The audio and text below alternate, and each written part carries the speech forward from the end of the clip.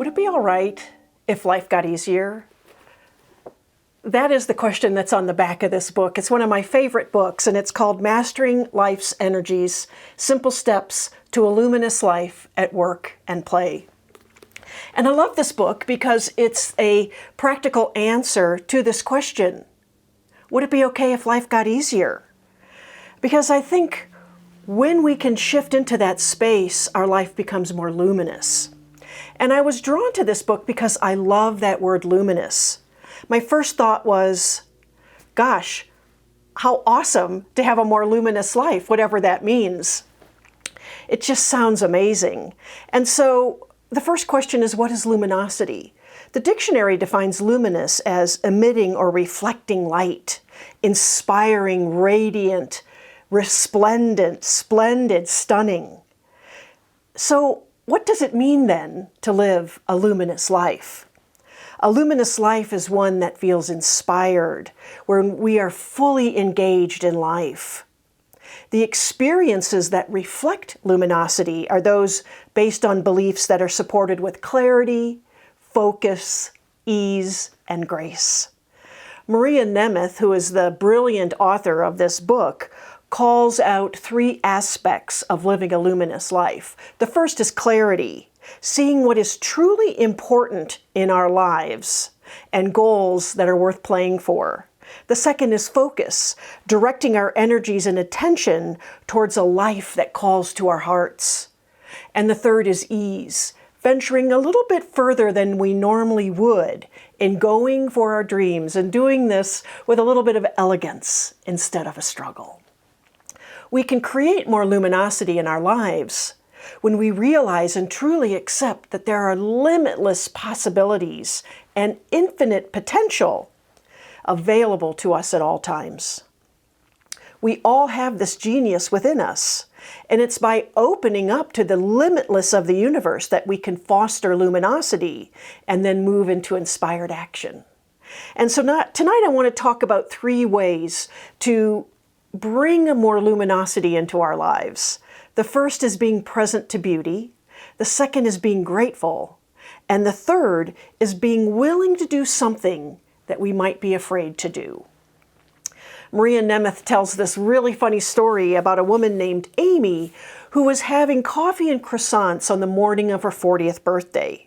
She said, I was in this local coffee shop and sitting alone at my favorite table reading one of those books that asks you to take stock of your life. And one question stuck out. What do you want people to remember you for? She said it suddenly dawned on her that she didn't know what people would say about her. And then she saw something she didn't like. Given what she talked about all the time with her friends, they'd probably put the following on her tombstone. Here lies Amy. She had issues. And she said, that is definitely not what I wanted on my tombstone. I wanted something more. And so Maria Nemeth says, and I quote from the book, luminosity is about something more. It's about taking a deep breath and knowing that all is well. It's about being successful without being exhausted. It's about locating your natural heart of compassion and seeing what you really want to do with your life. Not what you should do, really not even what you ought to do, but what you really want to do. Before I became a minister, I was a meeting planner in charge of huge conferences, and I was always looking and booking meetings 5 to 6 years out. And so I was always living in the future and never available to the present. And then given the nature of 20,000 people meetings, I was always in my multiple to-do lists. And so I was never present to my life in the here and now. And so because I was always focused on the future and on these multiple timelines, I missed that inherent beauty and luminosity that was present currently in my life. And the thing is that beauty is always all around us, from the morning dew to the evening stars and all the hours in between. Most of us go through life not even noticing this beauty that is inherently present. And it's so important to take the time to notice and appreciate it.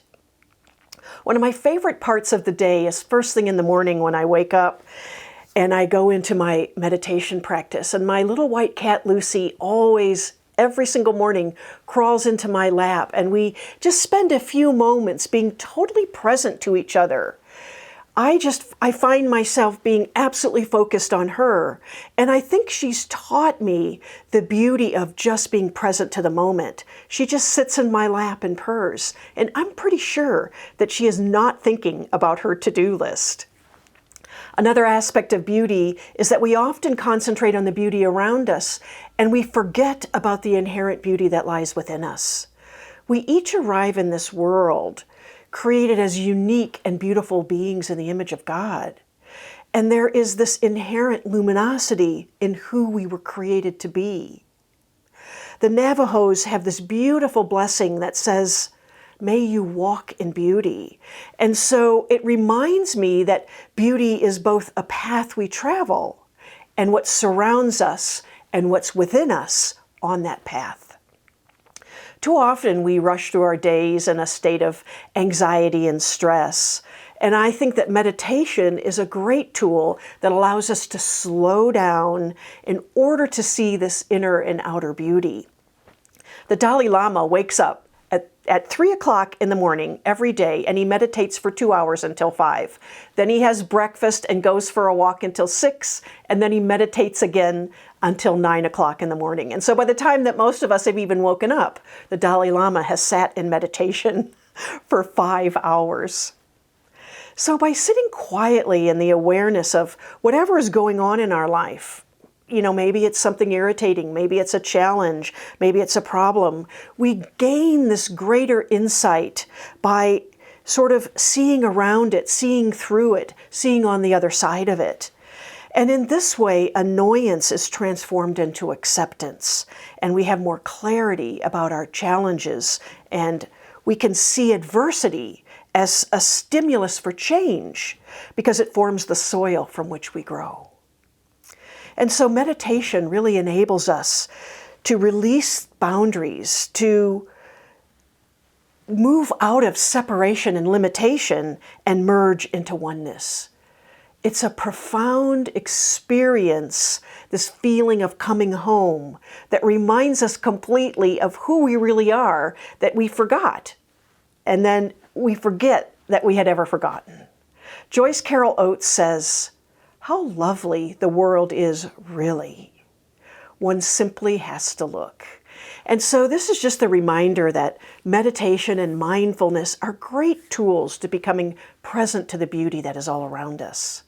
The second aspect of living a luminous life is being grateful. Gratitude is such an important element in creating luminosity in our lives. It shifts our vibration from focusing on what we don't have to what is already abundant in our lives. I have found that there is far more that I could possibly be grateful for than I can even write down.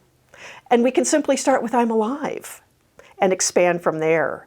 Gratitude is an attitude. We've heard that saying before, and it's really this concept that runs through all religions and all teachings. Melody Beatty says, "Gratitude unlocks the fullness of life. It turns what we have into enough. It turns denial into acceptance, chaos to order, confusion to clarity. It can turn a meal into a feast, a house into a home, and a stranger into a friend." A grateful mind and heart opens us up to tremendous receptivity. We're always projecting some kind of thought or vibration to everything that is around us. And sometimes that might be limiting, restrictive, or negative. But we can bless our homes, our jobs, our money supply, and thereby conveying this consciousness of abundance upon them. Luminosity happens when we shift our focus from lack to being grateful for abundance, to being grateful for what we have in our life. So the secret about gratitude is that it's not a reactionary emotion, but it's this really beautiful causative energy. When I work with people in recovery, one of the tasks that I give them first off is to make a gratitude list every night. And it's truly amazing the number of things that we have to be grateful for when we simply take a moment to contemplate it. And the third aspect of creating a luminous life is being willing to do something that we're afraid of. Fear often creates a barrier to luminosity. If we were to think of ourselves as windows and to acknowledge that there's this beautiful sunshine and luminosity that's always shining through these windows, and when the blinds are closed, it doesn't mean that the sun isn't shining. It just means we have to open the blinds. And fear is like that. It keeps our inner blinds closed to the luminosity that's always pouring into our lives. And so facing those fears opens us up to a greater possibility, to unlimited potential. Whenever I've done something that I've been afraid to do, I always realize that my fear was far worse than the actual problem or challenge itself. So my question for you tonight is, where are you being asked to be brave and perhaps take a risk or step into something new that might be calling to you? And just taking a look at what might be the fears that are keeping you stuck, that are keeping you from creating something new, taking a promotion, stepping into a new job, creating your life's dream, or maybe repairing a broken relationship. When we focus on what's calling to our heart and not the fear that's keeping us stuck, we can begin to live this beautiful, luminous life. Because the spiritual truth is that each one of us is enough.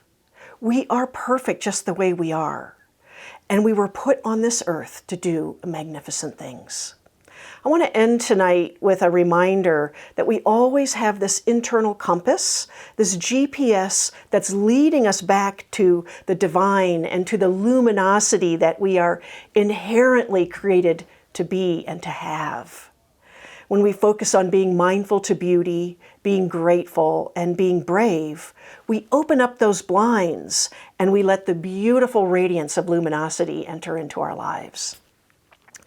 Jacob Lieberman talks about the amazing migration patterns of animals, from whales that traverse 10,000 miles in a relatively straight line, emperor penguins who march 70 miles to the sea in the bitter winter, and the third generation of monarch butterflies who travel 3,000 miles to an ancestral home on this pinpoint top place in Mexico that they've never been to before.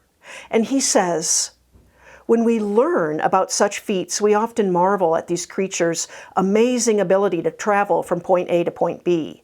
In the absence of maps, printed directions, and GPS technology, how do they find their way to locations, never varying their routes, never getting lost, never second-guessing themselves, never bickering with one another about the right route to take? Most of us only hear about these from the Discovery Channel or from documentaries such as The March of Penguins. But when we come upon this phenomena in our own lives, it stops us in our tracks. And it makes us realize that we miss a lot of activity happening around us. One obvious difference between these animals and us: they do not override their inner guidance system with thinking. They don't question the arc of the sun. They don't choose to follow it or not follow it. They do not trust the light, nor do they distrust it. They merely follow the light as it leads them to their destination. And so this is my invitation to you tonight. Stop in your tracks and pay attention to what is around you. Slow down enough to witness the luminosity that is the very essence of who you are. Because when you can see it in yourself, then you can see it in others. See everything in your life as a gift and be grateful for it. When we can be brave enough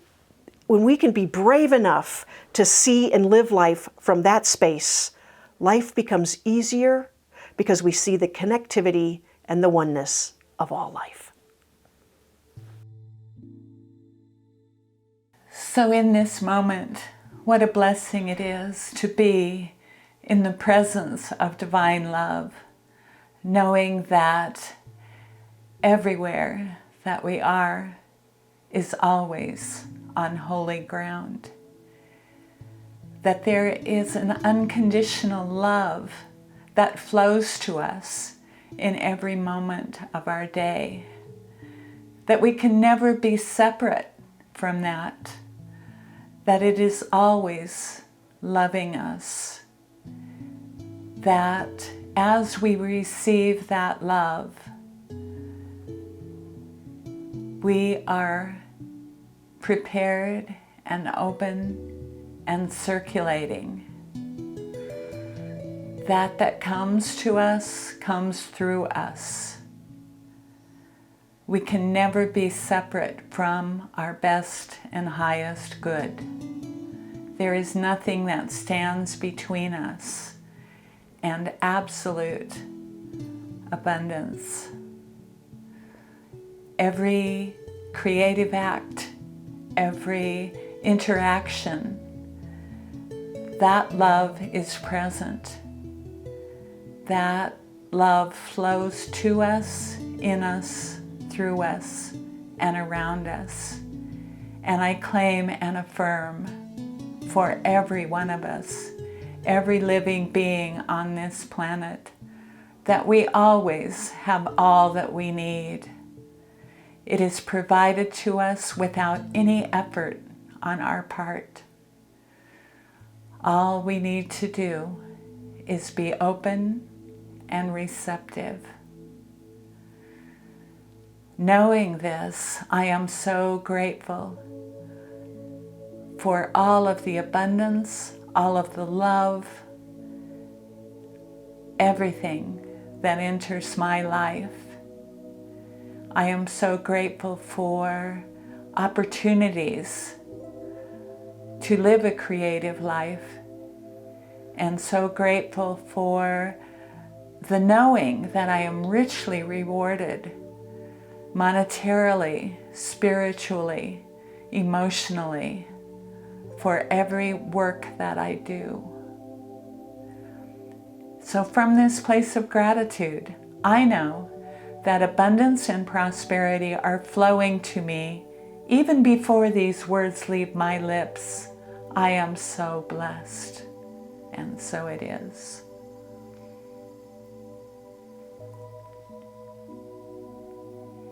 And so it is.